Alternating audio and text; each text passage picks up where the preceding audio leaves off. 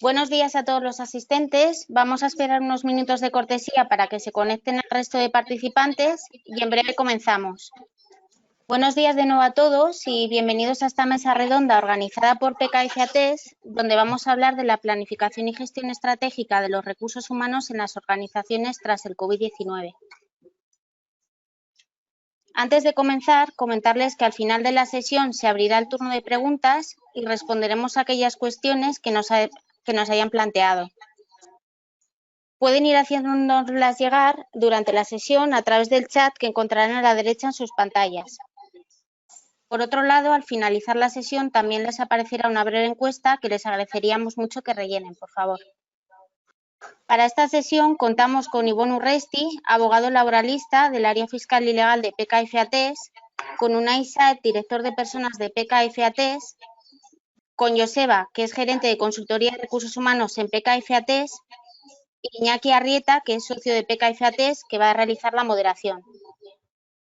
Buenos días, Iñaki. Cuando quieras puedes comenzar. Gracias, Yolanda. Buenos días a todos los asistentes, entre los que hoy contamos con presencia de representantes tanto del sector público, diputaciones, ayuntamientos, gobierno, como del sector privado, en actividades diversas, construcción, automoción, industria en general, ámbitos muy variados, pero todos con un elemento en común, que hemos recientemente tenido que soportar una crisis que de alguna manera nos ha unido a todos, ¿no? Las crisis en general a la sociedad y a todo el mundo a través de los medios de comunicación nos hacen descubrir cosas que no conocíamos y aprender cosas como en el 2008, ¿no? Con la crisis que hubo del sector ladrillo y financiera, tuvimos que aprender lo que era la prima de riesgo, tuvimos que aprender por culpa de la prima de riesgo lo que era la troika. Y en esta última crisis, pues también todos en general han aprendido lo que es un COVID, que no se sabía lo que era, y por culpa del COVID lo que eran cosas, algunos tal vez desconocidas, pero para otros, aunque las conocían, nunca habían tenido ocasión de tratarlas, como es un ERTE, como es el teletrabajo, incluso como son los webinars, como este de hoy en día, que igual se hacían menos, ¿no? Todas las empresas se han visto inversas de golpe y porrazo de la noche al día en una crisis que ha paralizado prácticamente de forma total la actividad económica de una manera muy brusca, de una manera que en crisis anteriores no se había conocido en la historia reciente, ¿no? Un frenazo tan brusco que ha supuesto que las empresas, las organizaciones han tenido que tomar medidas rápidas y drásticas en el corto plazo para hacerle frente, pero que sin embargo no son suficientes para poder solucionar los problemas de fondo y cómo acometer una nueva realidad, un nuevo mercado, una nueva situación en el futuro que tenemos por delante, ¿no? Para hablar de todo ello, contamos hoy con la presencia, por un lado, de Unai Saez. Hola, Unai, ¿qué tal? Buenos días. Gracias. Unai, efectivamente, es nuestro director de recursos humanos. Nuestra organización está compuesta por más de 600 personas, bajo la dirección de Unai. Es licenciado en Psicología por la Universidad del País Vasco.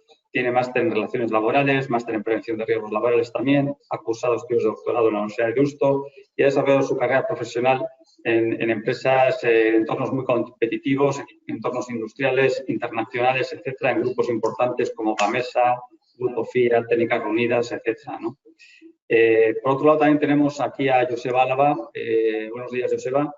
Hola, buenos días. Que efectivamente es una de las personas especializadas en nuestro ámbito de consultoría en personas y que también es licenciado en Psicología por la Universidad de Deusto, donde también ha cursado estudios de doctorado en dicha universidad y donde además es profesor e imparte clases en tercero en algunas de las asignaturas, en el grado de Psicología. Tiene también máster en Prevención de Riesgos Laborales, en Coaching, y lleva más de 20 años en el mundo de la prestación de servicios profesionales en materia de personas, en cuestiones de competencia, gestión, liderazgo, cambio, inteligencia emocional, etcétera, ¿no? Y por otro lado tenemos a Ivonne Urresti. Hola, Ivonne. Hola, buenos días, aquí. Ivonne es el responsable del área de Derecho Laboral de PKFATES y su área de ejercicio se concentra en el asesoramiento principalmente a empresas en este aspecto, así como atender asuntos en juzgados y tribunales de jurisdicción social, ¿no? Es licenciado como abogado economista por la Universidad de Deusto, está especializado en Derecho Laboral, perteneciente al Colegio de Abogacía de Vizcaya, donde es miembro del grupo de estudios de Derecho Laboral de este colegio, ¿no? Esperemos que con estas personas podamos cubrir las cuestiones que se puedan plantear, porque todas las organizaciones, independientemente de que sean públicas o privadas y cuál sea su sector, tienen que hacer frente a una situación y a una serie de preguntas en las cuales se cuestionan su futuro, su viabilidad. Nos damos cuenta de la importancia de tener suficiente conocimiento para poder responder a las preguntas que se nos puedan plantear, ¿no?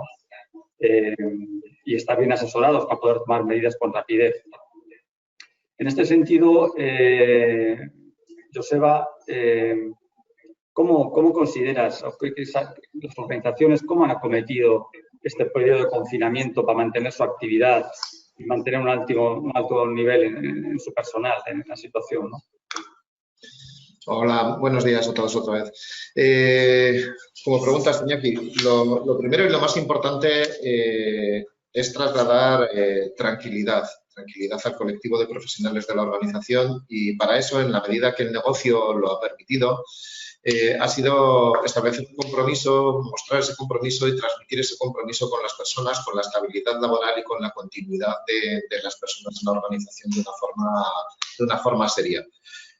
Como digo, una parte importante es esa parte de la comunicación y de trasladar la información para transmitir tranquilidad en un momento de alta incertidumbre como es el que estamos viviendo todos. Una segunda parte ha sido el desarrollo o despliegue por parte de los líderes de la organización de un rol más emocional, más trabajar el contacto personal, más trabajar la parte de la gestión de emociones, que si bien antes algunas personas lo venían haciendo, a día de hoy, durante esta cuarentena, pues ha tocado hacerlo más a menudo para poder estar más cerca de las personas, para poder hacer acompañamiento, para poder estar con esas personas, pues fomentando reuniones de equipo,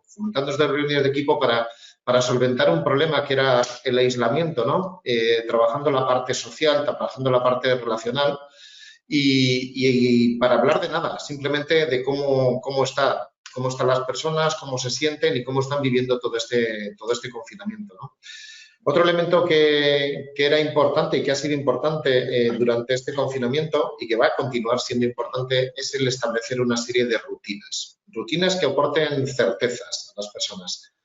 Vuelvo a decir, en esta crisis lo que ha significado ha sido una ruptura de todo lo que conocíamos, de todas las dinámicas que veníamos manejando y, por lo tanto, pues nos ha descolocado. Con lo cual, comunicación para dar mucha información, establecer rutinas en las personas para que, bien desde su confinamiento, sigan funcionando de una manera estable, de una manera conocida y una manera que le permita continuar trabajando y sintiendo que está dentro de una dinámica normal.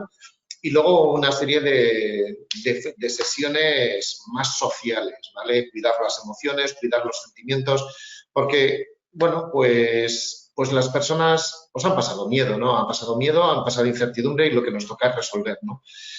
Y lo que nos ha tocado también ver es que en la medida que se crean equipos de mejora, en la que implicamos a las personas de nuestros equipos en aportar ideas, aportar propuestas para gestionar mejor el día a día y para preparar pues la desescalada, las cosas han sido mejores, ¿no? El hecho de tener una gestión anticipada, el hecho de preparar y simplificar los procesos de trabajo, temas de implantación de pequeños cambios de Lean Management o Agile recursos humanos, pues siempre ha sido bueno. Bueno, efectivamente, algunas lecciones igual hemos aprendido gracias a este confinamiento. Un confinamiento, por otro lado, que no está muy claro si se puede volver a producir a futuro, ¿no? De todos estos elementos y factores que hemos aprendido, has mencionado uno que tiene que ver con el liderazgo, ¿no? Y en ese sentido, ¿no? ¿Qué tipo de liderazgo necesitan las organizaciones?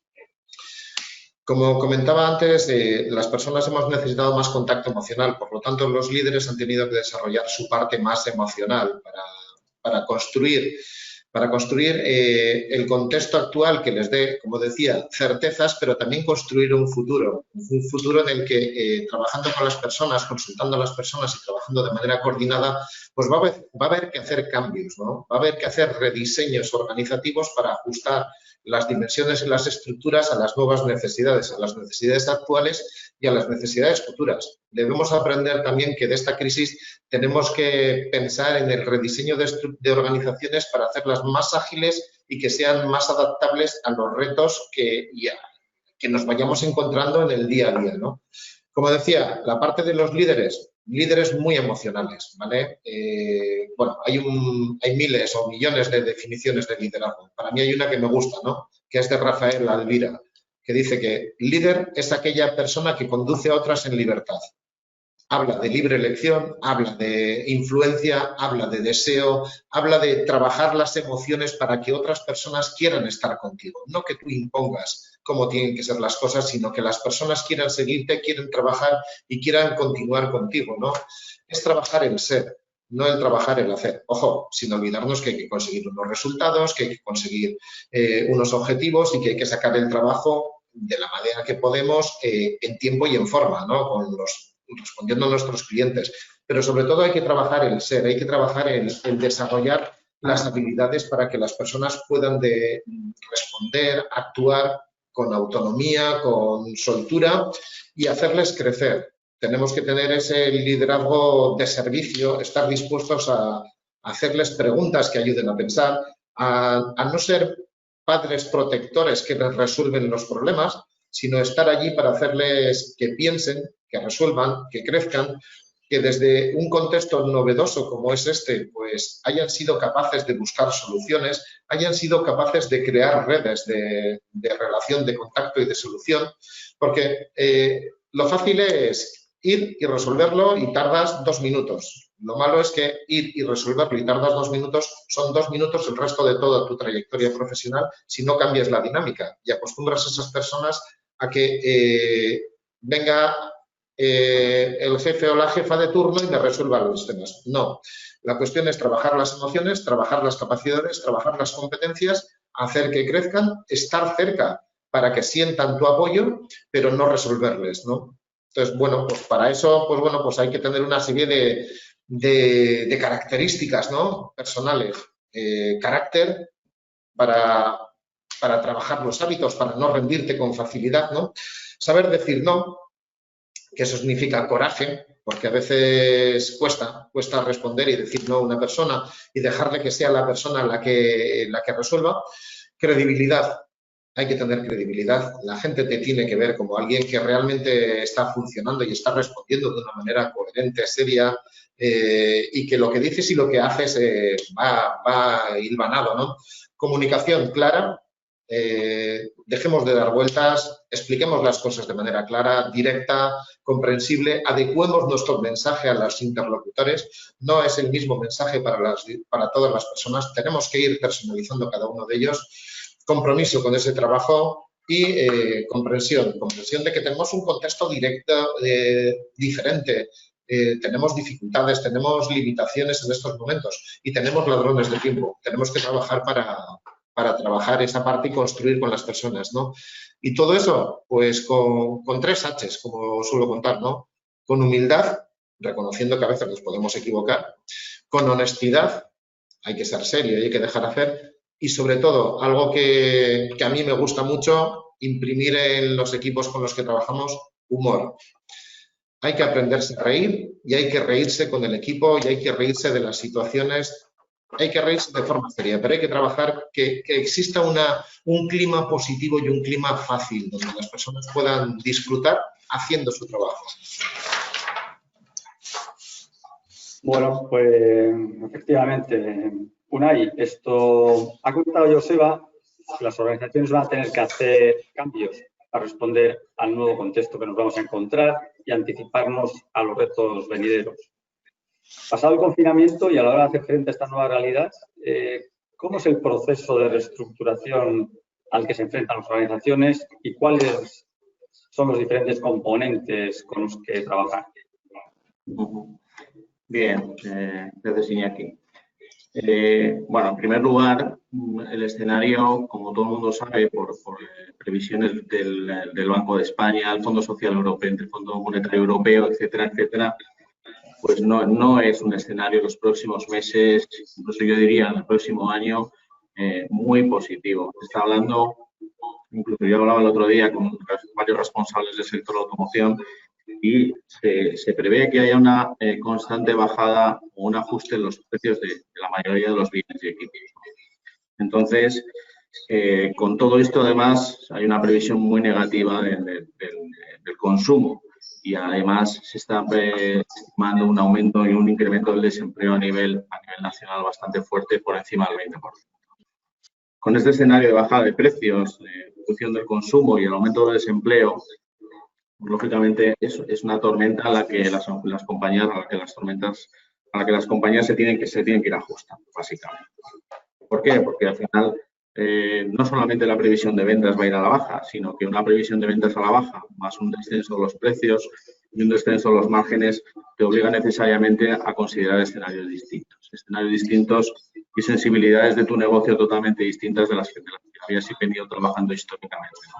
Probablemente los forecasts con los que trabajabas ya no son los mismos, probablemente el forecast que te tengas que hacer de aquí a futuro tenga diferentes escenarios y tienes que ir contemplando dentro de una perspectiva de reestructuración, tienes que ir contemplando una perspectiva interna y una perspectiva externa.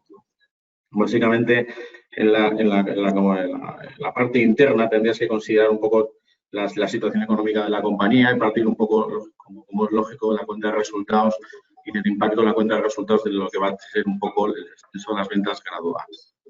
Entonces, considerando la actividad sindical, el clima de la empresa a nivel interno, la estructura organizativa y las perspectivas del negocio que tú tienes, pues tienes que hacerte varios escenarios básicamente y algún plan de contingencia que te asegure un poco una adaptación de tu negocio hacia el futuro. Y en la perspectiva externa, lógicamente no estamos mucho más obligados que antes quizás a un análisis de los proveedores, a un análisis de los clientes, a la competencia, del endeudamiento de la compañía para analizar un poco las prioridades y acciones y el impacto que va a tener todo dentro de todo esto en la cuenta de resultados, básicamente con diferentes planes de contingencia. Para esto, lógicamente muchas consultoras lo que suelen hacer es informes técnicos, informes de viabilidad o se apoyan en informes un poco de mercado y informes un poco estadísticos, básicamente. Pero es importante adaptar un poco los gastos directos que tenemos y los gastos indirectos. Los gastos directos van a estar totalmente ligados un poco a lo que es la producción, a las ventas y los precios. Pero si tenemos una bajada sustancial de las ventas y los precios, lógicamente, y de los márgenes, nosotros tenemos que hacer mucho más dentro de las organizaciones, que es ajustar un poco nuestros costes directos. Y el primer plan que ya están haciendo muchas compañías en estos momentos es ajustar un poco los costes fijos de la propia compañía, los costes de energía, los costes de transacción, etcétera, etcétera. Pero además tendremos que intentar hacer un plan de ajuste de plantillas, de optimización de plantillas, ¿no?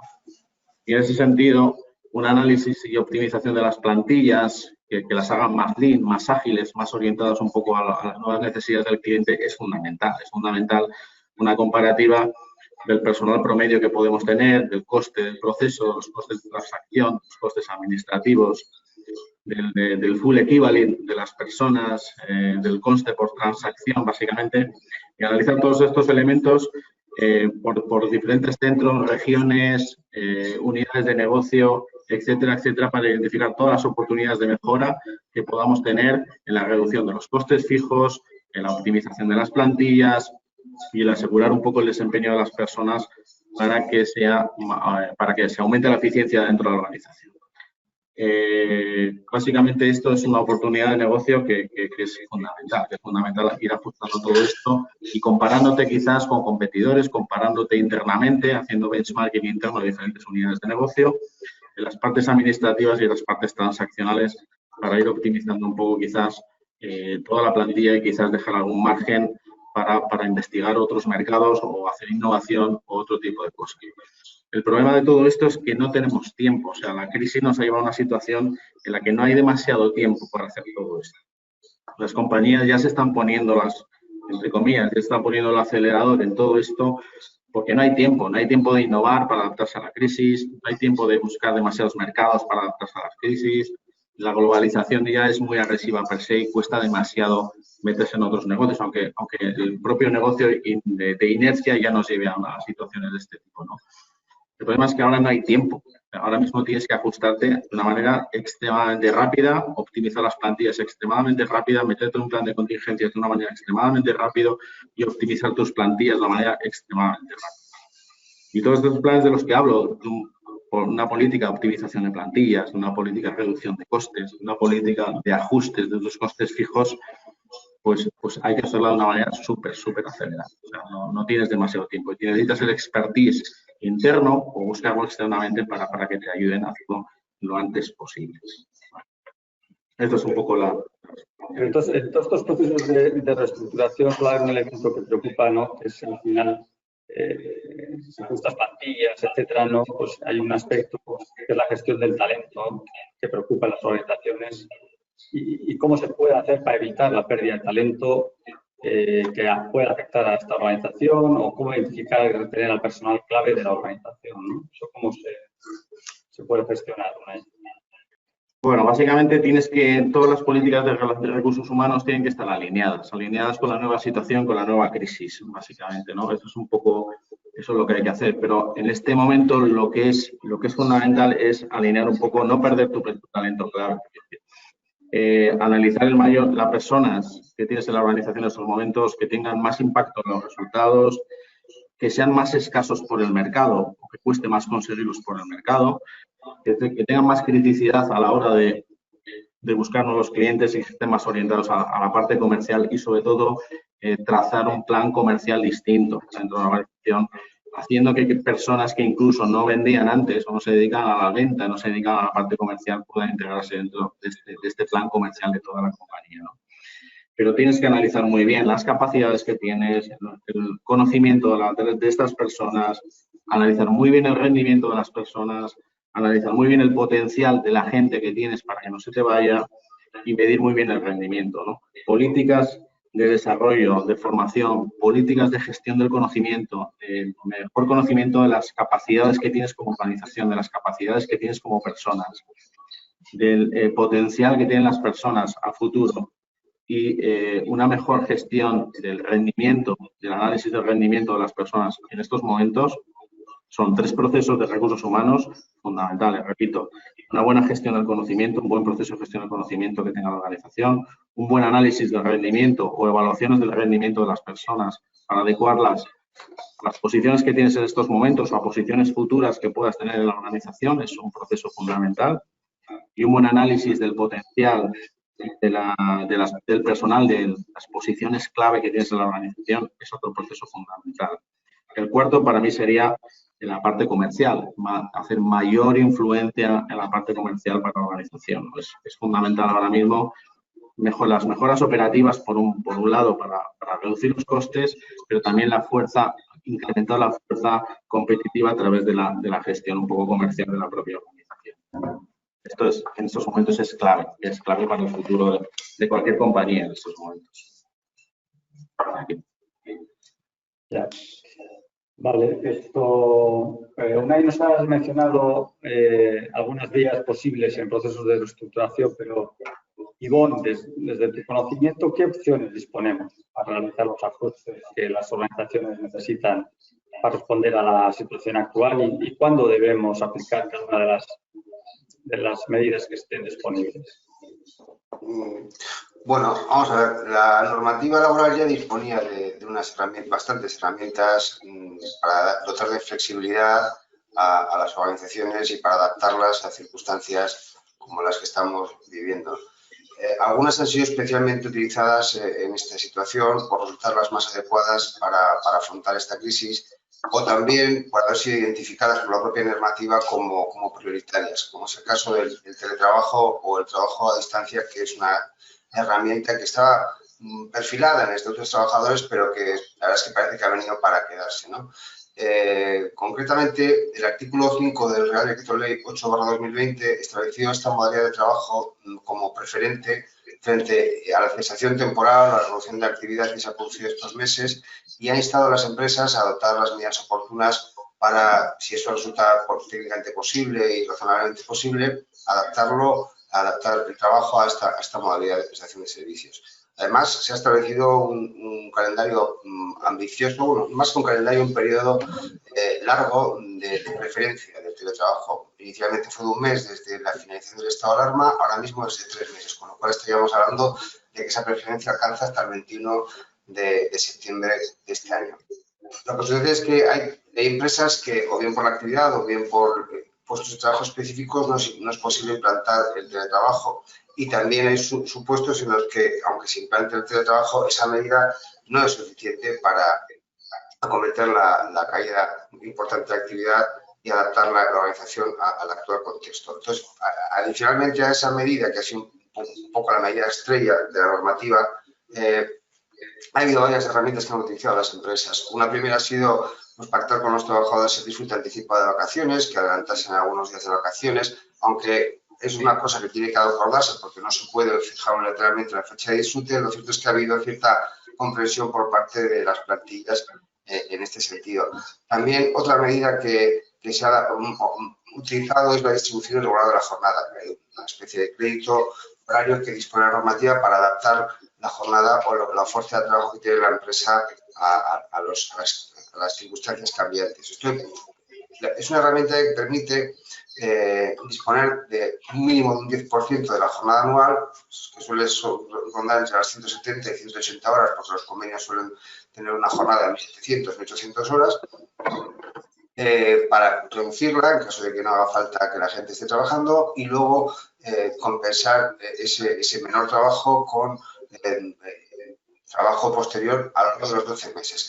Esta es una herramienta interesante, sobre todo cuando hay una perspectiva de remontar en el corto plazo, entendiendo como tal el 12 meses, ¿no? Que es el periodo que tienes para recuperar el tiempo no trabajado. Es una herramienta que a veces que se queda poco corta porque, claro, 180 horas máximo pues equivalen a unos 22 días laborales de los que dispones, ¿no?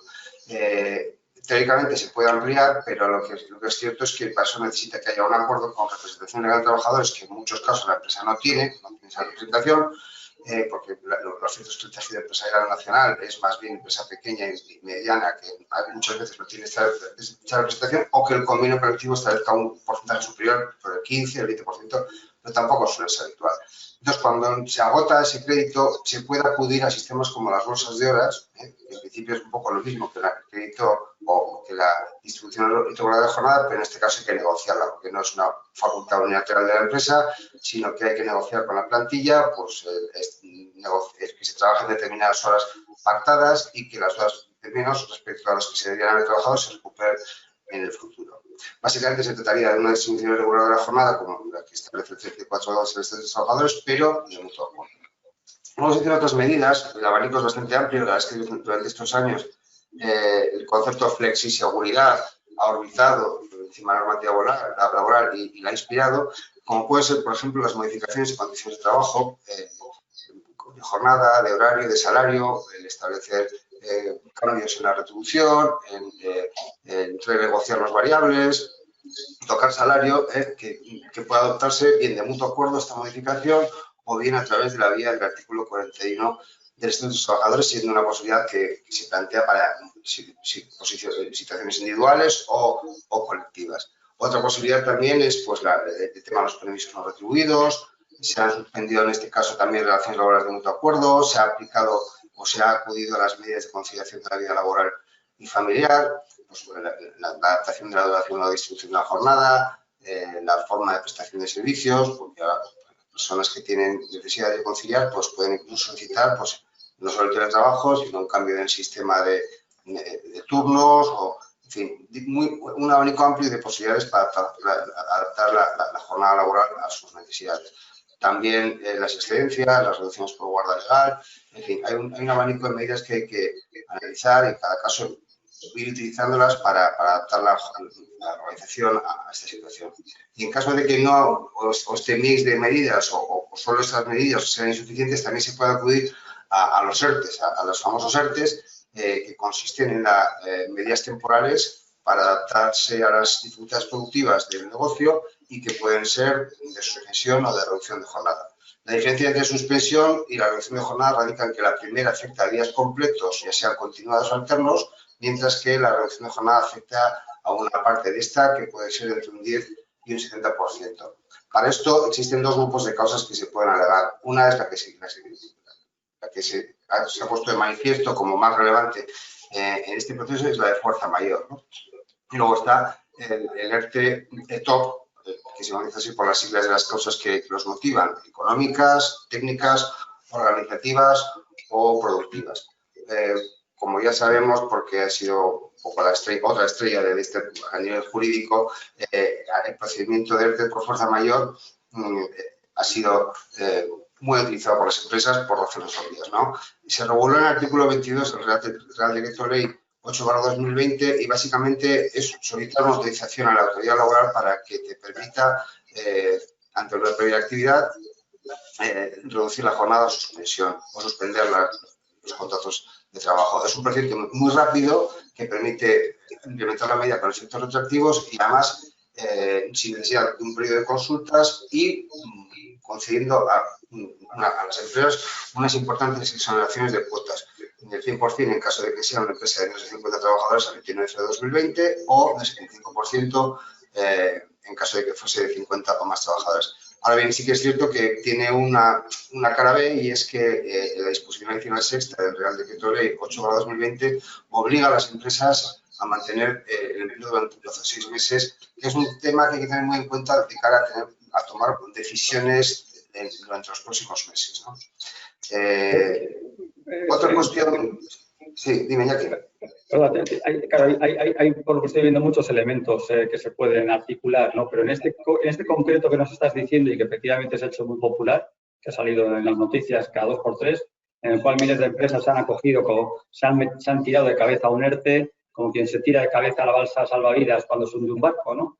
Pero una vez que te tiras y estás metido dentro, empiezan a surgir preguntas que igual previamente no te las habías planteado y luego que estás ya metido de lleno, pues dices, ¿qué ocurre con las vacaciones? ¿Qué ocurre con la paga extra? O sea, ¿qué tipo de preguntas ahora de repente nos estamos encontrando que nos hacen las empresas que ya se han metido en ERTE y sin embargo ahora empiezan a aflorar dudas diversas, ¿no? Bueno, una pregunta, como tú indicas, es habitual tanto por empresas como por trabajadores, es ¿qué pasa con mis vacaciones? ¿Qué pasa con mi paga extraordinaria en caso de que esté en ERTE? Bueno, pues depende de la medida que se haya utilizado por parte de la empresa. Si se ha adoptado por la suspensión, es decir, si no estás trabajando, si no estás cobrando sueldo, si no estás prestando servicios, durante ese tiempo no devengas vacaciones ni devengas pagas extraordinarias, con lo cual se verán minoradas dicho periodo de vacaciones o dichas pagas por el periodo que no has estado suspendido la relación laboral. En cambio, si estás con reducción laboral, o más que reducción de jornada, que estás trabajando pero parcialmente cobrando prestación de desempleo por otra parte, se ve reducida de forma proporcional. Es decir, se ven reducidas las vacaciones y las pagas en función del tiempo trabajado. Esa sería una de las preguntas. Otra pregunta, o sea, un tema que ha salido, que ahora mismo va a tener mucha trascendencia, va a ser el tema del compromiso de mantenimiento de empleo. Porque la norma decía, si metes a la gente en ERTE, tienes que mantenerles, o sea, no puedes despedir en 6 meses. No decía mucho más la norma, ¿no? Y a base de criterios de la DGT, de la Dirección General del Trabajo y una serie de consultas, se ha ido aclarando el alcance de ese compromiso, ¿no? ¿Desde cuándo se computa, por ejemplo, esos 6 meses? Bueno, pues ha quedado claro que es desde la primera desafectación, es decir, desde que inicia la actividad de la empresa y iniciando, aunque sea de forma parcial. Es decir, en cuanto desafectas a una persona, ya se empiezan a computar los 6 meses. Otra duda que surge es qué consecuencia hay si incumple ese compromiso. ¿Qué tengo que hacer? ¿Devolver todas las prestaciones o las de algunos trabajadores, las bonificaciones, las exoneraciones? Bueno, también se ha aclarado en el sentido de que tienes que devolver las exoneraciones de seguridad social, que será el 100% o el 75% de toda la plantilla, que es un tema bastante serio, con un recargo del 20% y los intereses. Entonces, aquí hay que tener cuidado con el tema de compromiso de mantenimiento de empleo. También hay dudas acerca, sobre todo ahora, con el tema de la adaptación o el cambio de ERTES fuerza mayor a ERTES de top. ¿Cómo se puede hacer esa transición, ¿no? Estamos todavía pendientes de que se apruebe normativa. Yo creo que es un poquito más claro, pero ya el último Real Decreto Ley ya estableció la posibilidad de pasar de uno a otro, mientras se negocia antes del 30 de junio el ERTE top, se puede, aunque el acuerdo se llegue con posterioridad, se le puede dar con efecto retroactivo al 1 de julio, con lo cual se puede enganchar uno con otro. Y entonces, bueno, habrá que ver en cada caso qué medidas se han adoptado, cuándo es la mejor, cuál es la mejor medida, porque aquí al final lo que tenemos que hacer es un análisis a nivel jurídico muy pormenorizado de la situación de cada empresa, para, además de saber lo que más conviene a la organización, saber cuál es el mejor encaje jurídico para evitar distorsiones con la cantidad de normativa que hemos tenido, no incurrir en decisiones que puedan perjudicar más que mejorar, ¿no? Es un poquito las preguntas que hay muchas más, porque la normativa ha sido muy profusa y muy amplia y dudas ha habido bastantes, muchísimas, y los operadores jurídicos estamos, bueno, la verdad es que un poquito sobrepasados por la cantidad de normativa que hay. Pero bueno, eso sería un poquito, por no quitar tiempo a los demás compañeros, las más importantes. Gracias, Ivonne. Bueno, Joseba, bueno, hay muchos aspectos legales y podríais seguramente estar bastante más tiempo hablando sobre ellos, ¿no? Pero al margen de las cuestiones legales, desde el punto de vista más humano de las personas, ¿cómo ha afectado esto del COVID a las personas en nuestras organizaciones? Bueno, pues algo ya he esbozado cuando he empezado a hablar al inicio, ¿no? Pues para empezar, pues el impacto ha sido de incertidumbre. La cuarentena nos ha hecho una ruptura en nuestras dinámicas, una brecha social, una separación, un aislamiento obligatorio. Y eso, bueno, pues hay estudios, hay un reciente estudio de la ONU que ha hecho en algunos países y nos hablan de ciertos datos que son preocupantes, ¿no? Por ejemplo, hablaba de Canadá, ¿no? El 47% de los sanitarios de Canadá están con ayuda psicológica para gestionar todo lo que ha supuesto toda esta pandemia, ¿no? Y el 50% de los chinos, de los servicios sanitarios chinos, padecen depresión y ansiedad. Son números importantes, ¿no? Pero es que luego ya, si sigues en otros países como Gran Bretaña, habla de un 32% de los adolescentes con trastornos de salud mental durante el confinamiento. En España y Italia, el 77% de los padres encuestados por la ONU asegura que sus hijos han perdido capacidad de concentración.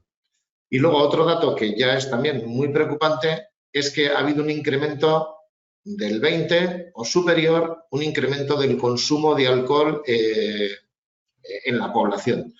Bueno, pues nos dan unos datos que dices, ¿cuál es el impacto que ha tenido la pandemia en la sociedad? Pues un impacto grave, un impacto serio en las personas, porque nos ha afectado a esta incertidumbre y esta desconexión y este no saber cómo gestionarlo, cuándo vas a salir y cómo va a afectar y cómo va a ser los datos del impacto médico. Pues nos ha generado indefensión. Indefensión porque el locus de control, el locus de responsabilidad no está en mi mano, es externo y es inmutable. Yo no puedo hacer nada para cambiar esta situación más que pequeñas acciones, ¿no? Y son pequeñas acciones a nivel muy micro y a nivel de mi casa. Pero claro, si el gobierno me dice que tengo que estar 2 meses en mi casa, yo no puedo hacer nada. Ahora bien, las personas que no han sabido gestionar ese confinamiento, pues ha sufrido pues de ansiedad, de estrés, de problemas de adaptación, que son todos esos datos, todos esos resultados que la ONU no comentaba. ¿Qué pasa? Pues que esto nos va a pasar factura para el retorno, ¿no? Bueno, pues ahora cuando estamos planeando la desescalada y volver a los puestos de trabajo, pues ayer tomando un café con un cliente me decía que un trabajador, una de las personas de su equipo, una persona joven además, decía que tenía miedo a volver a sentarse con sus compañeros, sus compañeras de trabajo, que tenía miedo a contagiarse e ir a casa y contagiar a su familia, ¿no? A sus hijos, a sus hijas. Entonces, bueno, pues eso nos va a obligar a mucho trabajo de concienciación, mucho trabajo de asesoramiento, mucho trabajo de trabajar, como decía al principio, las emociones. De hecho, la OMS ya habla de la cuarta ola, y la cuarta ola es la de los trastornos psicológicos, ¿no? Hemos tenido la ola de la pandemia, la posible segunda ola de pandemia, la ola económica, pero esta no la debemos desdeñar. O sea, ha habido un impacto psicológico importante, severo. Y en esta situación mucha gente ha perdido su puesto de trabajo, otras personas lo han podido mantener en la modalidad de teletrabajo, pero sin embargo tampoco parece que es solo todo lo que reduce respecto al teletrabajo, ¿no? ¿Qué es lo que ha supuesto el teletrabajo para las personas, para las organizaciones? Sí, a ver, el tema del teletrabajo ha sido una solución muy buena y es una solución muy buena y debemos analizarla debemos analizarla para ver qué conclusiones, qué reflexiones sacamos para trasladarla en el futuro. ¿Qué pasa? Pues que el teletrabajo nos ha llegado de golpe, sin una preparación previa, sin una planificación, y la hemos implantado todas las organizaciones pues de una manera seria y sensata, pero como hemos podido de inicio, ¿vale? Con lo cual ahora lo que toca al volver a la oficina es hacer una reflexión de qué beneficios, qué inconvenientes ha tenido el teletrabajo y qué podemos utilizar para sacar conclusiones. Evidentemente, el teletrabajo nos simplifica mucho. Reuniones que antes tenías que desplazarte 3 personas para 45 minutos, 60 minutos a Pamplona, a Madrid o a Barcelona, ahora lo puedes hacer con una videollamada y responder de una manera más ágil, optimizando costes y gestionando mejor los tiempos, porque todos los tiempos de desplazamiento pues te los eliminas, ¿no? Datos, pues las personas están satisfechas con el trabajo en general, ¿vale? La transición ha sido positiva, hay un 76% según unos datos que ha hecho también la ONU sobre el impacto del teletrabajo. Se ha aumentado la productividad. Se ha aumentado la productividad porque muchas personas, las horas de desplazamiento, los que han hecho ha sido invertirlas en desarrollar trabajo, o también han mejorado la calidad de vida de algunas personas porque todas esas horas de desplazamiento lo que ha hecho ha sido invertirlas en tiempo personal, en tiempo de ocio de deporte, de ocio o de estar con su familia. Pero también ha tenido su parte negativa, ¿no? La parte negativa es que al final el teletrabajo lo tenías en casa, el trabajo lo tenías en casa, el ordenador lo tenías en casa, con lo cual las horas se han incrementado, las jornadas han sido más largas, la adicción al trabajo se ha incrementado. Al final tú tenías cuarentena todo el día metido en casa, tenías el ordenador accesible, pues muchas veces terminabas tirando del ordenador y terminabas desarrollando y avanzando en tareas y en trabajos porque, bueno, pues considerabas que era una opción que podías tener por ahí y además por una sensación de sobrecompensación porque, bueno, pues nos ha tocado conciliar y convivir nuestro trabajo con nuestra familia. Entonces decías, bueno, pues tengo que sobrecompensar todo esto porque al final tengo aquí la familia, tengo interrupciones, no estoy siendo igual de eficiente en algunos casos que en la oficina. En otros momentos, cuando conseguías una alta concentración, pues bueno, era satisfactorio. La ergonomía de los puestos de trabajo no ha sido adecuada en algunos casos. Bueno, no tenías un espacio fijo, estabas trabajando en el salón, en la cocina o donde tocaba, ¿no? En un momento. Con lo cual, ha sido un gran problema, ¿no? Esa ambigüedad de rol ha sido una de las cuestiones que nos ha llevado a esas sensaciones de ansiedad, ¿no? Las personas que no han establecido rutinas, como decíamos al principio, aconsejando las cosas que hemos hecho algunas organizaciones de establecer rutinas incluso para el teletrabajo, las que no se han respetado esas rutinas pues han entrado en bucles que les ha afectado en estabilidad, incluso en rentabilidad, ¿no? Y básicamente está por ahí. La cuestión es que tenemos que trabajar esa parte. El teletrabajo es positivo. Si sacamos buenas conclusiones, yo creo que lo que hay que hacer ahora es una reflexión, no incorporarnos y ya está, sino hacer una reflexión del teletrabajo, ver qué cosas podemos aplicar o utilizar y con eso sacar unas pautas para conciliar, convivir el trabajo presencial y el teletrabajo, porque el retorno a la normalidad no va a ser tan rápida como dicen, nos van a llevar unos cuantos meses todavía de trabajo mixto. Nosotros mismos somos una de esas organizaciones que se ha tirado al teletrabajo efectivamente de una forma no planificada y un poco tal vez incluso la desesperada, ¿no? ¿Cómo lo hemos hecho, Unai? ¿Cómo nos lo hemos arreglado? ¿Cómo hemos diseñado desde el Departamento de Recursos Humanos y Tecnologías de Información este tema? Pues mira, muy sencillo, muy difícil. Al final no tenemos que tener claro tuvimos claro que esto era una crisis sanitaria, ¿vale? Aunque luego será una crisis económica, pero es una crisis sanitaria de la que no teníamos ningún conocimiento en cuanto a causas, históricos, y no teníamos tampoco ningún tipo de precedente de una crisis de este tipo, ¿no? Pero al final sacamos el manual de crisis y el manual de gestión de cambio, básicamente, y nos pusimos a trabajar. Las 4 líneas de acción pues son las clásicas de una gestión de crisis, ¿no? Que al final es crear un comité de crisis, básicamente, un comité interno de crisis con personas clave que en todo momento están informadas de la situación y además pueden tener un poco las alarmas necesarias para ir tomando decisiones con respecto a lo que se iba produciendo en la parte sanitaria.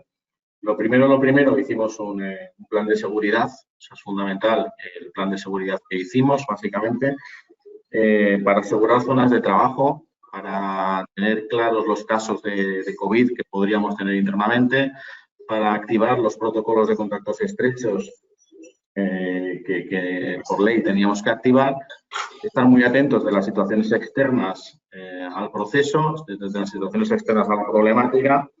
Y el segundo plan fue el plan de comunicación. Básicamente metimos un plan de comunicación muy fuerte, informándole a todas las personas para, como decía Joseba, reducir el estrés, reducir la ansiedad, reducir un poco la incertidumbre.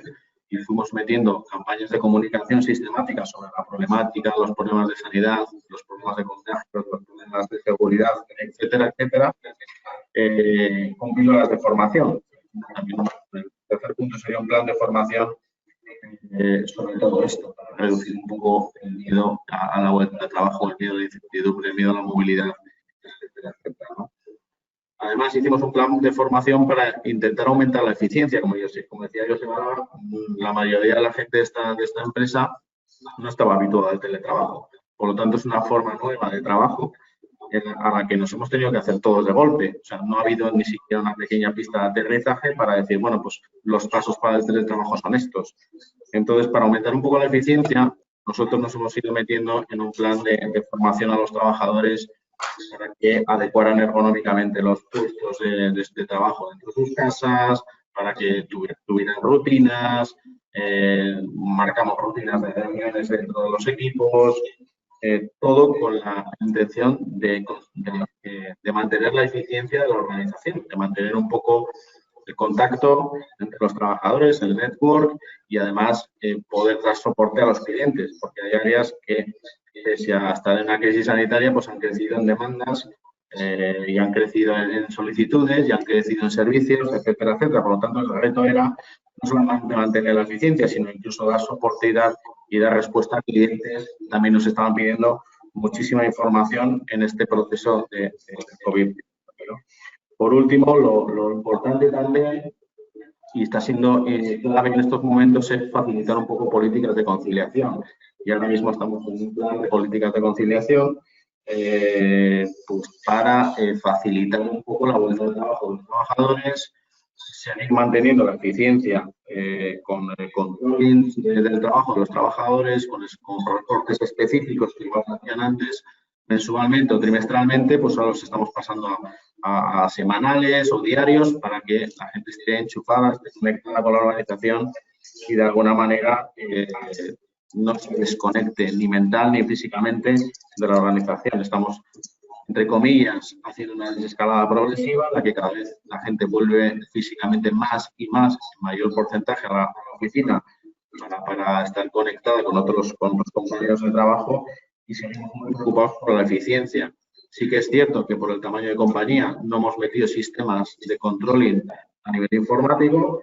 Hay compañías con mayores volúmenes y economías de escala distintas que sí que lógicamente están en estos sistemas. Nosotros los conocemos, pero hemos valorado no meternos en estos sistemas por el tema de la economía de escala y de la no productividad de un sistema de este tipo, porque no sabemos un poco lo que puede durar todo esto. Básicamente, la intención de la compañía es que la gente vuelva a controlar el trabajo, pero si bien es cierto, y lo sé porque esta semana he estado viajando por el Estado, salvo el País Vasco, el resto del Estado español en estos momentos está prácticamente parado.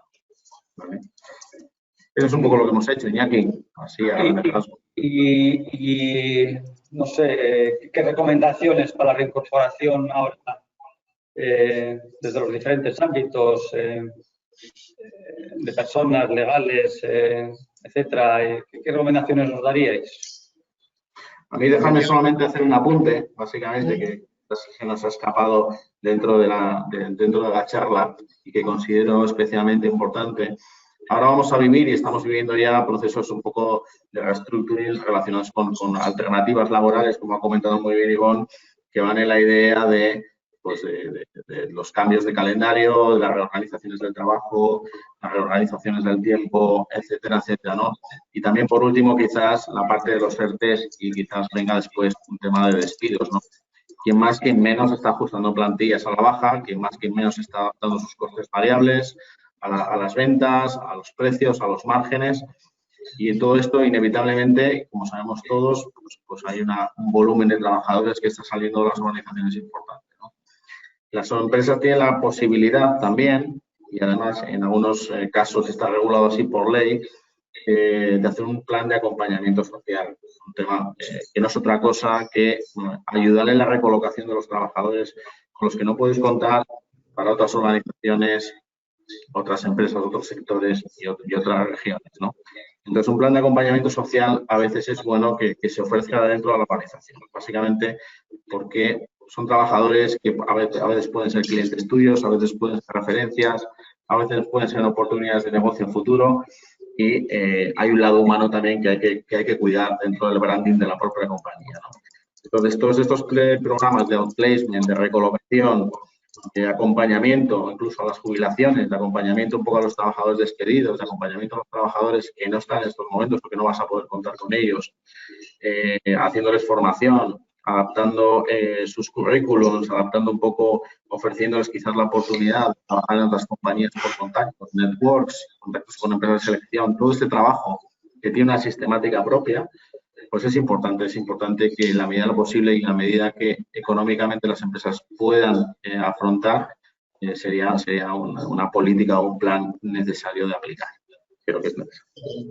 Sí, sí. Yo además de todo esto te diría que voy a aprovechar el momento que tenga porque como lo del curso de formación de ergonomía me lo salté para ir al masajista, que me ponga la espalda recta. Pero sí, yo creo que... La silla de casa. La silla de casa, eso es. Yo la parte de la formación esta me la salté. Yo creo que ahora para el retorno tenemos que, como bien dices, nos vamos a encontrar que esos ERTEs se van a convertir en EREs, van a haber salidas de personas, tenemos que ofrecer la posibilidad de acompañar a esas personas para cuidar a esas personas que han sido parte de nuestra historia y que pueden ser parte del futuro si todo va mejor. Y además, bueno, pues hay que cuidar a las personas, básicamente. Pero además de todo eso, decíamos, yo creo que el retorno escalado, como decíamos, pues la distribución de los espacios con espacios de seguridad, más comunicación, pero debemos aprovechar para introducir metodologías de Lean Management, ¿no? Que eliminen procesos que no aportan valor, que nos roban mucho tiempo. Debemos introducir procesos y sistemáticas en gestión y en relación de personas, sistemas ágiles que nos permitan ser muchísimo más eficientes, ¿no? Crear estructuras más flexibles e implicar a las personas de nuestras organizaciones en esos diseños. En la medida que impliquemos a esas personas, esos diseños van a tener una mayor y mejor aceptación. No es cuestión de coger e implantarlos, sino es cuestión de implicar y construir con las personas para que ese retorno les ofrezca esas certezas y esa seguridad y nos permita construir una organización y, sobre todo, que venza todas esas resistencias y esos miedos. No sé qué pensáis. Bueno, yo desde el punto de vista jurídico, claro, nosotros básicamente los abogados laboralistas lo que hacemos es ejecutar lo que los de recursos humanos decidís hacer con las organizaciones. También recomendamos, ¿no? Bueno, sobre el tema del plan de acompañamiento social es importante, desde luego, no siempre es obligatorio, sí que es cierto que está pensado para empresas de un tamaño más grande, y en situación concursal tampoco hace falta, pero sí que es una herramienta importante a implementar y a tener en cuenta por la normativa, sobre todo si nos hemos obligados en la organización a proceder a un ERTE, a un ERE, una restricción de introducción de empleo, porque es que introducción de empleo, un despido colectivo. Entonces, bueno, pues sí, eso sería, y es importante la herramienta, aparte de la normativa, la establece, la detalla y la describe, y bueno, es un tema en el que podemos aportar valor en caso de que sea necesario, sí. Bueno, vamos más o menos bien en el tiempo previsto, pero sí me gustaría por lo menos tener un mínimo margen para atender algunas de las preguntas que nos están llegando. En cualquier caso, todas las preguntas que nos pongáis las iremos recopilando y nos pondremos en contacto con vosotros a posteriori para responderos de forma individual, ¿no? Pero por compartir algunas de las que han llegado, las que nos puedan dar tiempo, una o dos, no sé, por lo menos. Hay una que aparece por aquí, que nos han preguntado durante el webinar respecto a cómo puede ayudar el despliegue de metodologías Lean Management, Agile, HR en las organizaciones y qué significa para la organización y sus personas. A ver si alguien me puede contestar. ¿Me lanzo yo, Nay, o tú? Sí, lánzate tú y luego voy yo. Venga. Un poquito cada uno solo, ¿eh? Venga, por ir rápido. Una de las cosas que va a necesitar esto, ¿en qué va a ayudar? Equipos autogestionados, va a crear estructuras flexibles, va a crear dinámicas en la que se potencia y la proactividad, el avanzar, el simplificar, va a crear estructuras y sistemas más visuales, ¿no? Con metodologías Kanban que nos permiten planificar y romper. Las metodologías ágiles nos van a permitir que los proyectos se rompan en fases más pequeñas, con entregables, con plazos, con equipos, con una serie de elementos que van a permitir una gestión muchísimo más eficiente y que van a eliminar todos los procesos, como decía antes, que no aporten valor, ¿vale?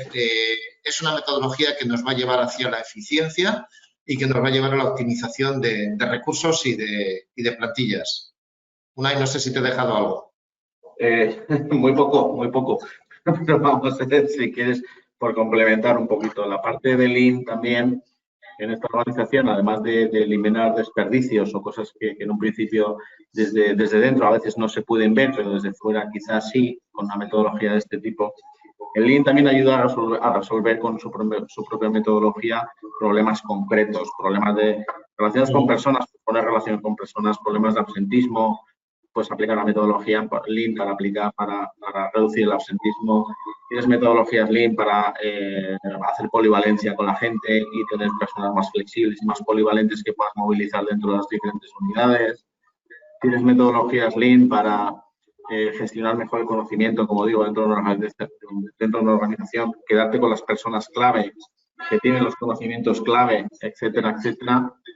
Y por otro lado, las metodologías Agile, pues de lo que hacen básicamente, para lo que es útil es para ajustar quizás en estos tiempos, en mi opinión, que los clientes van a ser distintos o van a tener percepciones distintas y los precios van a ser distintos, quizás hacer una adaptación mucho más lean a las necesidades del cliente, mucho más ajustadas a las necesidades del cliente, ¿no? Y si el cliente no quiere pagar esto, el cliente no quiere pagar ciertos servicios, el cliente no quiere pagar ciertos componentes de los productos, pues al final, mediante la gestión de proyectos de desarrollo de producto, con la metodología Agile o mediante el Lean, puedes ir ajustando un poco tus costes fijos, tus equipos, tus personas, sí, a lo que el cliente está demandando constantemente, ¿no? Y como esto tiene un punto de incertidumbre, pues estas metodologías ajustan mucho tus costes de la organización, ajustan muchísimo tus costes. No olvidemos, Lean y Agile solo va a costes. Lean y Agile, sí, lo único que busca son ahorros y costes, ¿eh? Y eso es lo que hay que buscar en estos momentos de crisis. Ahorros y atacar los costes. No irnos mucho en el tiempo y respetar a nuestros asistentes la previsión horaria. Una última pregunta de las que han entrado. Desde el punto de vista de optimización de plantillas, hay aspectos organizativos, aspectos legales, etcétera. ¿Cuánto se tarda hacer un proyecto de optimización de plantillas? ¿Cuánto se puede extender en el tiempo? Pues mira, antes lo comentaba. Yo creo que es que no tenemos tiempo, Iñaki. O sea, esta crisis nos ha metido, es una crisis sanitaria que nos ha metido invariablemente y nos va a meter en una crisis económica muy fuerte. Entonces, la mayoría de las compañías ya están haciendo planes de ajustes y ya venían tocando la mayoría de ellas venían tocando las plantillas, ¿no? Ajustando plantillas.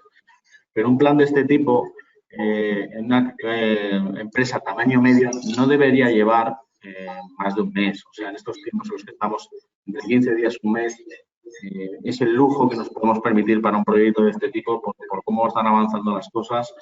Y para esto hay comparativas externas, hay comparativas del sector, puedes hacer benchmarking interno entre diferentes unidades del negocio, etcétera, etcétera, ¿no? Pero no sería deseable aplicar en una política de este tipo, un estudio de este tipo más allá de 15 días, un mes, porque luego hay que trabajarlo internamente y tal. Sí que es cierto que este tipo de estudios internamente son complicados, o sea, hacerlos internamente son complicados. Normalmente tendrías que apoyarte para ser mucho más objetivo y poderlo vender internamente mucho mejor. Aunque había dicho la última, era la anteúltima, por no dejar algo por ahí en el tintero que igual es de interés con el tema de teletrabajo. Nos están preguntando respecto a la nueva normativa de teletrabajo. ¿Tenemos algún dato sobre cómo va a ser? Ivonne, esa es para ti. Sí, perdona, es que estaba leyendo. ¿Me puedes repetir la pregunta, Iñaki, por favor? Sí, nos plantean por el chat respecto al tema del teletrabajo y la nueva normativa. Ah, sí. No, efectivamente. ¿Por dónde puede ir? A ver, de hecho ahora mismo disponemos solo de un mínimo artículo 13 en el Estatuto de los Trabajadores que regula el trabajo a distancia, y de hecho el trabajo a distancia está pensado más para sectores con utilización intensiva de herramientas informáticas, tecnología, etcétera, más que para lo que al final se ha convertido, que es una herramienta para suplir una crisis sanitaria y para mandar a todo el mundo a trabajar con seguridad desde sus casas, ¿no? Entonces, ahora mismo se está negociando y se está intentando sacar un Real Decreto Ley, que será el enésimo, que regule el teletrabajo. ¿Por dónde van los tiros? Pues a ver, los sindicatos están pidiendo pues que sea la empresa quien se haga cargo de las herramientas, que proporcione wifi gratis, que haga cargo incluso aparte de los costes fijos de la vivienda, pues luz, agua, gas, incluso la hipoteca. El tema del pacto de las jornadas, cómo establecer, cómo controlar la jornada. Vamos a disponer de una herramienta, yo creo que, bueno, interesante, veremos si acertado o no, pero ahora mismo justo estamos en el proceso y yo creo que a lo largo de las próximas semanas tendremos noticias. De hecho, ha salido en prensa que estaba la ministra pues, encima de este asunto y estaba negociando un poco los términos. Pero, desde luego, lo que va a hacer es dotar seguridad a una herramienta como el teletrabajo, que tenía una regulación súper escasa. De hecho, teóricamente era una modalidad de trabajo que tenía que ser de mutuo acuerdo, no se podía imponer de forma unilateral por la empresa, y de repente, de golpe y porrazo, al establecer la preferencia, el Real Decreto Ley 8/2020, pasó a ser una cuestión más bien de tipo unilateral, ¿no? Es decir, ha cambiado incluso la configuración sobre la marcha y a golpe de urgencia, ¿no? Yo creo que esos son un poquito los parámetros. Dotar de seguridad jurídica, desarrollar la herramienta del teletrabajo, establecer el reparto de costes y la fijación de la jornada. La fijación y el control de la jornada para que no haya excesos o defectos. Bueno, pues muchísimas gracias a los tres. Yo creo que hasta aquí hemos llegado. Si quedan preguntas pendientes, pues las intentaremos responder a lo largo de los próximos días. Muchas gracias a todos los asistentes por estar con nosotros y esperamos que esto haya sido algo de vuestro interés y que hayamos podido arrojar algo de luz sobre las cuestiones planteadas. Un saludo, gracias. Gracias. Gracias. Un saludo a todos.